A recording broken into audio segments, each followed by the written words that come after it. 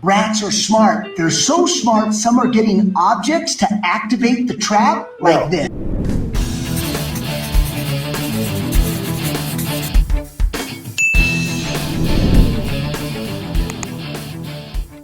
Pest and Wildlife Tips with Dusty Showers, and I'm your host, Dusty Showers. I'm also the owner of Creepy Creatures, Termite and Pest Control in Palm Harbor, Florida, where for over 30 years we've dealt with all sorts of issues with nuisance wildlife as well as pest control.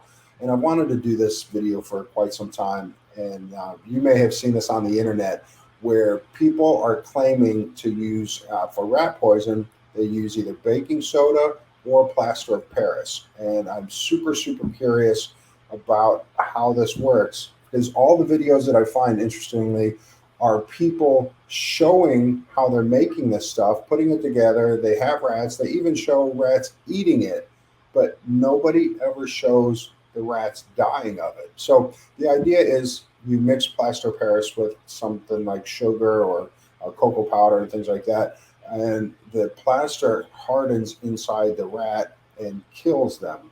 Or with the baking soda, since rats cannot vomit or even burp, I guess. I knew the vomit, didn't know about the burping, but because of that, they eat this baking soda, and that baking soda builds up inside and they rupture internally.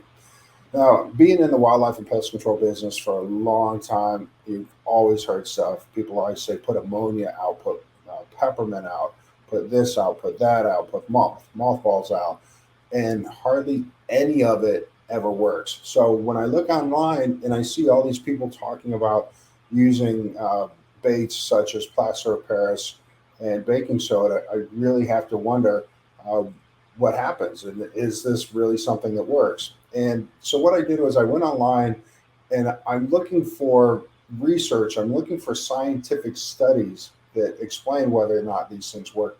Because what happens is, I think people go to the internet and they see a video, and they see that video that, you make rat poison with using baking soda, and it gets 500,000 views. Somebody else sees that and says, wow, there's 500,000 views on that video. I should make a video about using baking soda for rat poison. But when I do all the search online, the internet search, also, let me go back up. I'm using a new platform here, and it's very new for me, so I'm going to be a little clunky getting through it, so bear with me. But I'm trying to give you the information that hopefully will help you out and hopefully not waste your time. So in that, I think people see a video of something that they say works, and so they make a video, and it just keeps getting pushed down the line of everybody just recreating the same content.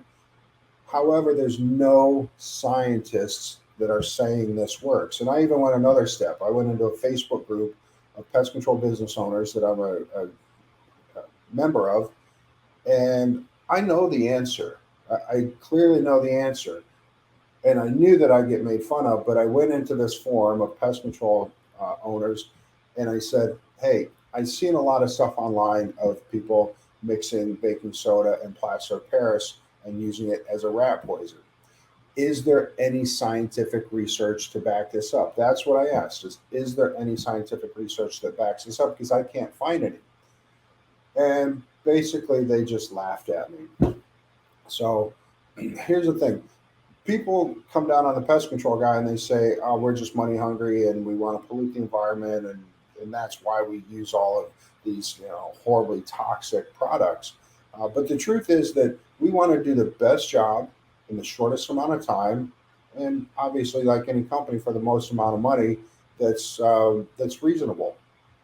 If we could provide a good service by just mixing up some cookies with baking soda or plaster of Paris and putting that out for rats, we're going to do that, because we spend thousands, literally thousands and thousands of dollars a year on rat poisons. So why would we spend all that money if we could basically just make some cookies? So let's have a little fun and go through some of these things that are online. And I'm going to start with this one. And again, it might be a little clunky because I'm still working through all this. But this is one of the videos that I watched. This is a interesting guy. He's on it seems to be a farm. And let's see what he has to say.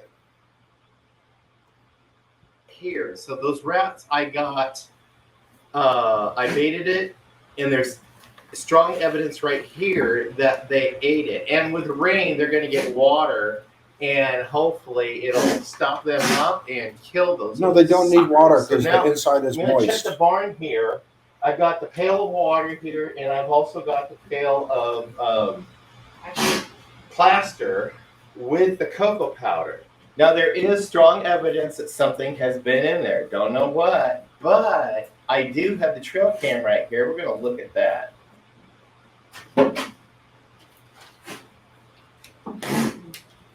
Okay, turn it on review. So See what we rats got like here. it. We know that. Replay 4 images. Ooh! Yep, we got rodents. I'm going to play this through. I love this guy though. There's a little rodent going over towards the. Yep, it's a mouse. Yeah, it's a mouse. Not a rat. It's a mouse. All right. So did it die from the poison? That's me. Yeah, that's him. Well, hopefully he had a nice little feast and satisfied his sweet tooth, or her sweet tooth. Nice. Okay. And let's see what number 4 looks like. There's only 4 images. Yeah. Well. So we got evidence that they are taking it, and as I showed you earlier in the video, what happens? So are they when dying the, though? Rodents get those into the belly and add water to the plaster. Yeah, it hardens. And it stops them up. Yeah. Okay, so I'm going to save you guys the time on this. Nowhere throughout that entire video does he show any dead rats, or does he say, hey, all my rats are dead. He just says they ate the poison and leaves it at that. So where are the dead rats? I really need to know. Let's take another look at this. This kind of falls under also, anybody that's been in this business knows that people love to, when you put out rat poison, the regular anticoagulants that are the most common rat poisons, people say, don't worry, it makes the rats thirsty, so they go outside for water and they die. That's an old wives' tale. For over 30 years, I've been telling people over the phone that say, we put out this rat poison, we have dead rats in our attic, they were supposed to go outside for water and die. No, the rat poison is not designed to work like that. Years ago, I was on an outing with a rep from one of the poison companies, and he said, no, there's absolutely no truth to that. And if there was truth to it, you'd think they would market that. But if anybody can go out and find a product of rat poison that says it's designed so they get thirsty and go outside for water, let me know. I'll give you $100 if you can find that. All right, let's see what else we got. Another video here. All right, so I love these guys. These are a couple of twins. They have a plumbing company. They do a lot of rodent work. But the funny thing is, with the rodent work that they do, they rarely use, they seem to only use homemade poisons. And they do use rat traps, which is something that we rely heavily on. The main bulk of our business comes from resolving rodent issues. And we use rat traps. They are simple, you keep it basic, and they work. But let's see what he has to say in this. Another rat trap hack you need to know. Rats are smart. They're so smart, some are getting objects to activate the trap like this. No, that's higher thinking. Then they come in for the bait. I question So get yourself some baking soda and peanut butter. Mix the two together. Set your trap and put these little, what I call gas bombs. And here's why.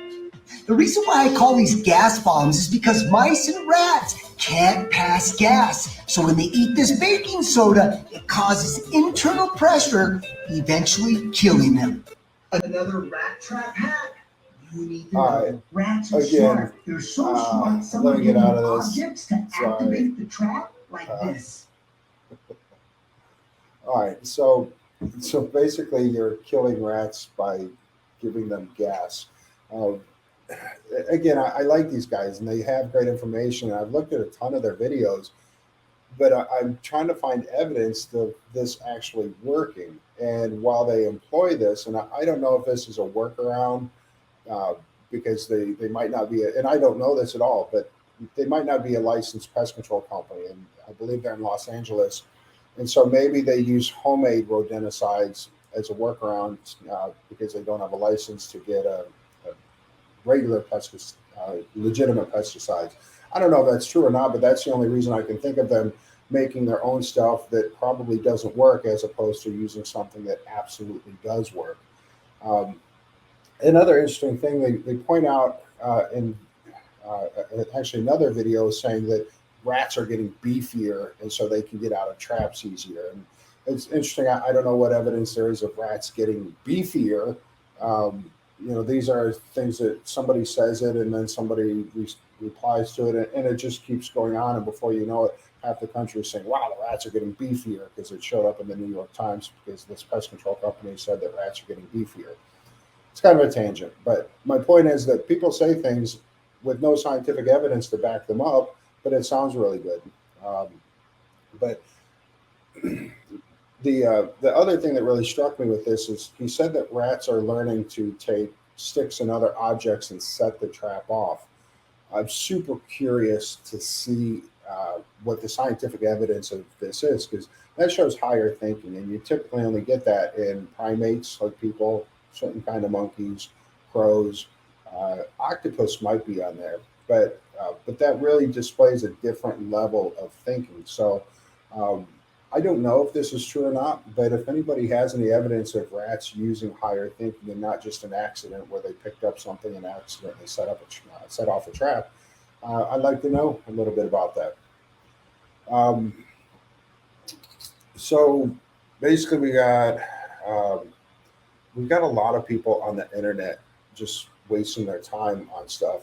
Um, I've got one more video of something, and I believe I also saw this for roaches, so it could be a similar thing. Um, what's I don't even know what to say about this. It's just odd.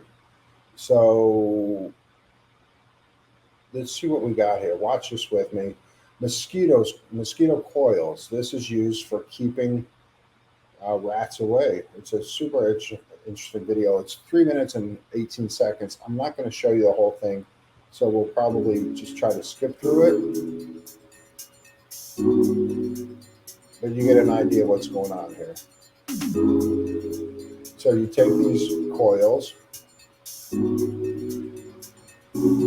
I can't really fast forward through here. So we ground up these coils into this stuff. We put it in a bowl, add some peanuts. This has over 6 million views. Put in a tomato, put in some sugar, mix it on a tomato, put it all over the tomato, get it in there good. 2 thumbs up, put it right there. And point to it again, thumbs up. That's all you need to do. Oh, put it right there also. And a sneaky little rat will come out and get it. All right. Again, we've got. Oh, I don't know who she is. So that video with the mosquito coil stuff, over 6 million views. The guy doesn't show you any dead rats. All he does is put the tomato here. And he doesn't tell you at all why the mosquito coil would have any effect whatsoever on killing rats. So what it tells me is you have a lot of people, like over 6 million people, watching absolutely 100% fake videos on how to kill rats. So here's what we do. When we're using rodenticides on wildlife, Everybody's afraid of secondary poisoning, and we're always concerned about that as well. And what happens is these rodenticides or rat poisons can build up in the system and it can kill birds. And we've had it here in the Tampa Bay area at both Eckerd College and the next town over from us, which is Safety Harbor, where a family of owls were killed. And we've been using this for years, but just to avoid this specific issue, but we use rodenticides that are designed to avoid secondary poisoning, so they don't harm birds, they don't harm dogs or cats or fox or native wildlife that are picking up these animals. There's three of them. One of them is called Fast Track, one is called Assault, and one is called Termite 3. I'll put links down below so you, if you're interested in picking them up. I think you can find them on Amazon. I am an Amazon affiliate, so I'll put the info down there. And if you are looking to reduce or eliminate a rodent population, use these products. Don't waste your time with the baking soda and plaster of Paris. However, if you do want to play around and you try those things and you have evidence that it works, let me know. I would absolutely love to see some evidence that they work, and not just you making them and then a picture of no rats. I need to see something linking the dead rats to the rodenticide. But really, you can save yourself a lot of time and trouble. You can use, I say relatively safe, if not, safe is a funny word in pest control, and we're not supposed to use it because we don't know how people are going to use the products that we say are safe. So, but again, Termite 3, Assault, and Fast Track are three rodenticides that are designed to avoid secondary poisoning. So check them out. The link is below. Leave some comments if you're having any certain experiences, or if you've had luck with something, or if you're doing something totally off the wall and you seem to be getting great responses from it. Let me know. I'd love to know how everything is going for you. I'll put these links below. Again, those rat poisons that avoid secondary poisoning are Assault, Fast Track, and Termite 3. Personally, we mostly use Termite 3, but we do try to rotate them. So thanks for watching. Always be kind to pit bulls and possums, which are my favorites. So appreciate it, and we'll catch you later. Sit, possum, sit. Good possum.